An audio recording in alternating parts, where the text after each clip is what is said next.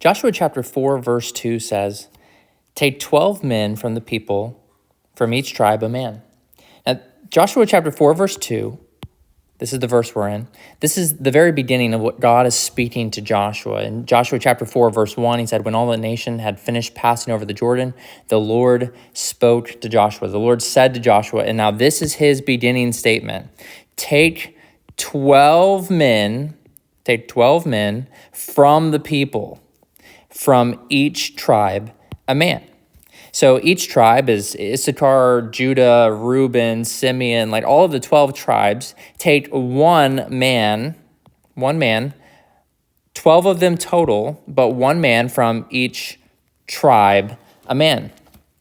Now, when we read this, you look at this verse and you're like, okay, there's really not much here, but actually, this is a very sad verse because 40 years earlier than this, in Numbers chapters 13 and 14, Moses had selected 12 men, one from each tribe, a man, one from each of these tribes. He had selected 12 men to go into the land, to spy out the land, and come back and bring a report. Now, 2 of those men were Joshua and Caleb, and they were faithful. They were godly. They believed that God was going to fulfill his promise. But 10 of those 12 men stirred up the people, and the people responded in an evil way. They did not trust the Lord. They did not believe that God would be faithful or that he would fight their battles or that he would fulfill his promises. And so they caused the people to rebel against the Lord. And then for 40 years, they had to wander the wilderness until all of the men of war, the men who were able to go into battle, were dead because they did not trust the Lord. And so God was going to raise up a new generation. So 40 years prior, Moses had raised up 12 men for a task just like this, and they failed. They did not receive the promise that God had for them.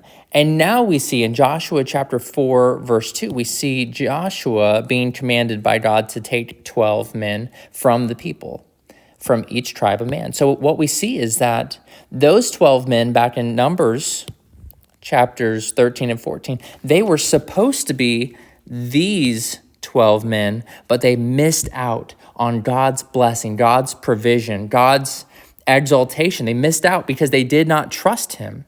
And so now there are 12 men who basically take their place here in Joshua chapter 4, verse 2. 40 years later, there's a new set of 12 men.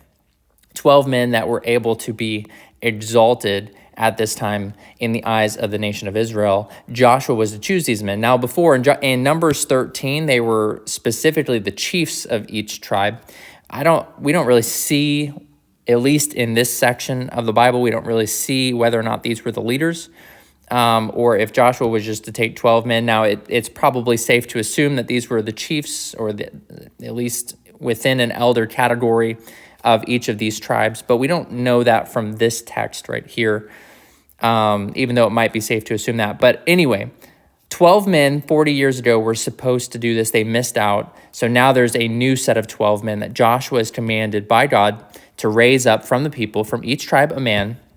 And what God is going to command these 12 men to do is to take each of them a big stone from the river and build it up as a memorial pillar so that when all of Israel sees it in the days ahead, they can tell their children, this is when God was faithful to fulfill his promise. This is when God was faithful to fight our battles. This is when God was faithful as he always is. And this is what the whole book of Joshua is about, how our God is faithful.